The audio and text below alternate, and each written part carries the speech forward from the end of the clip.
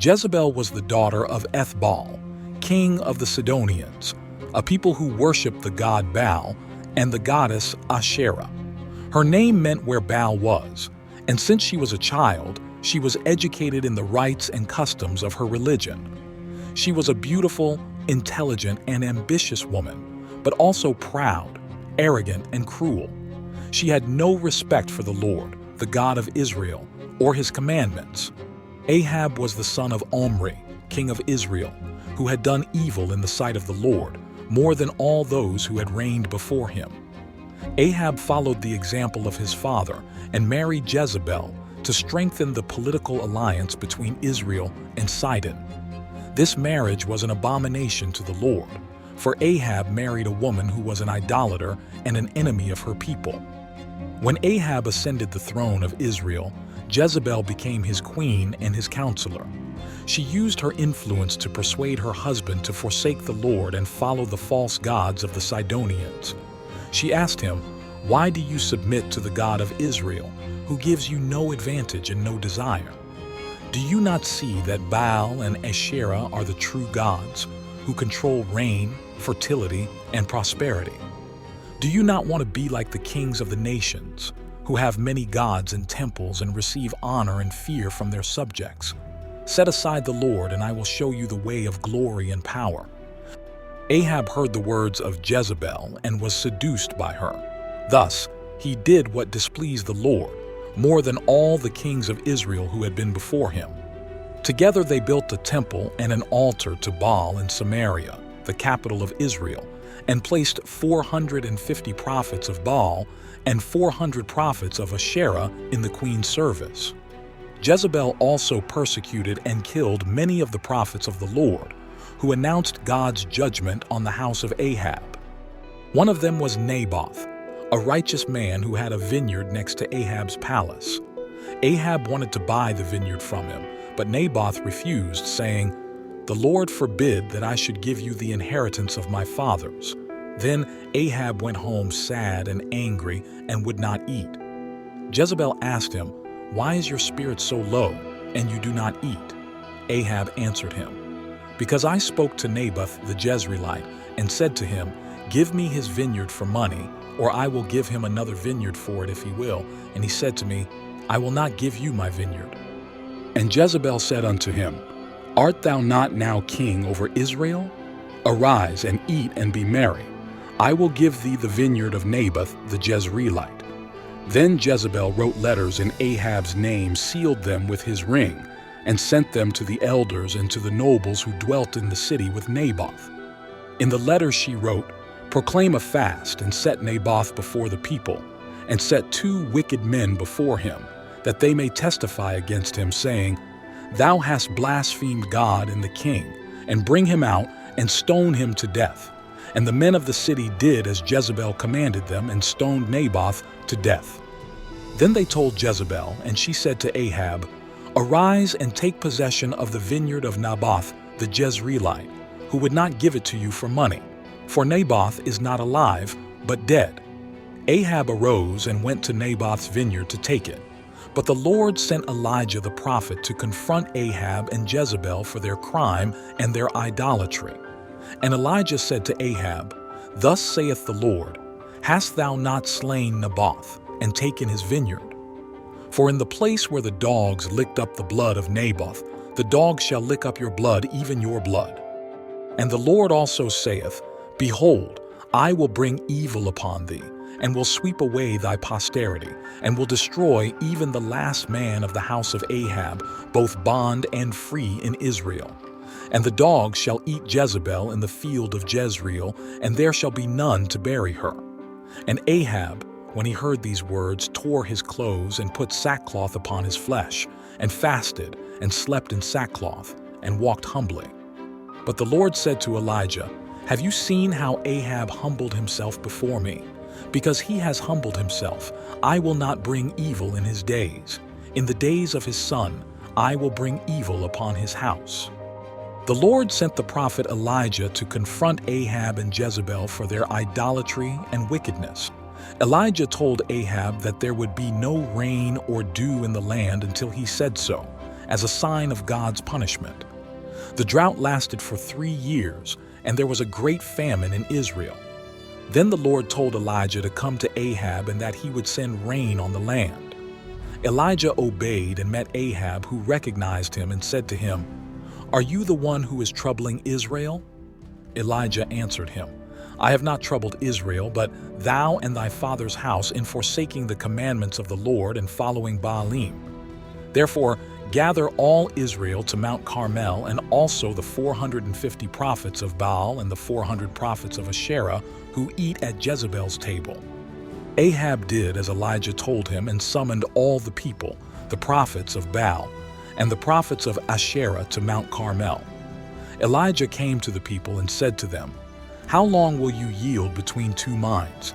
If the Lord is God, follow him, and if Baal, go after him." But the people answered him with nothing. Then Elijah said to them, "I alone am left a prophet of the Lord, but the prophets of Baal are 450 men. Therefore give us 2 oxen, and let them choose for themselves 1 ox, cut it into pieces, and set it on wood, but put no fire under it. And I will prepare the other ox, set it on wood, and put no fire under it. Then call ye in the name of your gods, and I will call in the name of the Lord, and the God that answered with fire, let him be God." And all the people answered and said, "Well said." The prophets of Baal and Asherah accepted the challenge and were the first to prepare their altar. They chose an ox, cut it in pieces, and laid it on the wood. Then they began to cry to Baal from morning till noon, saying, "Baal, answer us." But there was neither a voice nor anyone to answer, and they jumped up and down near the altar that they had made. At noon, Elijah mocked them and said to them, "Shout aloud, for he is a god. Perhaps he is meditating, or has some work to do, or is on his way. Perhaps he is sleeping and must be awakened." Then they cried out with loud cries and cut themselves with knives and lancets, according to their custom, until the blood dripped upon them. And noon passed, and they continued to cry out frantically until the time for the sacrifice to be offered, but there was no voice, no answer, no sign of attention. Then Elijah said to all the people, "Come near to me." And all the people came near him, and he repaired the altar of the Lord, which was in ruins. And he took 12 stones, according to the number of the tribes of the sons of Jacob, to whom the word of the Lord had been given, saying, "Israel shall be thy name." And he built with the stones an altar in the name of the Lord, and he made a trench round about the altar to contain 2 measures of seed. And he arranged the wood, cut the ox into pieces, and laid it on the wood. And he said, "Fill 4 pitchers of water, and pour it on the burnt offering and the wood." And he said, "Do it again." And they did it again. And he said, "Do it the 3rd time." And they did it the 3rd time. So the water ran around the altar, and the trench was also filled with water. And when the time came for the sacrifice to be offered, Elijah the prophet came near and said, "Lord God of Abraham, Isaac, and Israel, let it be known this day that you are God in Israel, and that I am your servant, and that I have done all these things at your commandment. Answer me, O Lord, answer me, that this people may know that thou, O Lord, art God, and that thou turnest their hearts unto thee." Then fire came down from the Lord, consumed the burnt offering, the wood, the stones, and the dust, and licked up the water that was in the trench. All the people saw it, and they fell and said, "The Lord is God, the Lord is God." And Elijah said unto them, "Take the prophets of Baal, that none of them escape." And they seized them, and Elijah brought them to the brook Kishon and slew them there. When Ahab told Jezebel all that Elijah had done, and how he had killed the prophets of Baal and the prophets of Asherah, Jezebel was filled with anger and sent a messenger to Elijah, saying, "So let the gods do to me, and more also, if by this time tomorrow I have not made your life the life of one of them." When Elijah heard this, he was afraid and fled into the wilderness. There he sat under a juniper tree and asked the Lord to take his life, for he was lonely and discouraged. But the Lord sent him an angel who fed him, gave him drink, and told him to get up and walk to Mount Horeb, the mountain of God. On Mount Horeb, Elijah hid in a cave, and the Lord spoke to him and asked him what he was doing there. Elijah answered him that he had been zealous for the Lord, but that the people had forsaken his covenant, had broken down his altars, and killed his prophets, and that he was the only one left, and that Jezebel wanted to kill him. Then the Lord told him to come out of the cave and stand on the mountain before him. And behold, the Lord passed by, and a great wind rent the mountains and broke the rocks in pieces. But the Lord was not in the wind. After the wind, there was an earthquake, but the Lord was not in the earthquake. After the earthquake, there was a fire, but the Lord was not in the fire. And after the fire, there was a gentle whistling. When Elijah heard it, he covered his face with his mantle and went out of the cave. And the Lord spoke to him again and told him to return by the way of the wilderness to Damascus, and to anoint Hazael king over Syria, Jehu king over Israel, and Elisha prophet in his stead. He also told him that there were 7,000 people in Israel who had not bowed their knees to Baal or kissed his image. Elijah obeyed the voice of the Lord and set out for Damascus. On the way, he met Elisha, the son of Shaphat, who was plowing with 12 yokes of oxen before him, and he had the last one. Elijah passed by him and threw his mantle over him. And Elisha left the oxen, ran after Elijah, and said unto him, Let me kiss my father and my mother. I pray to you, and then I will follow you.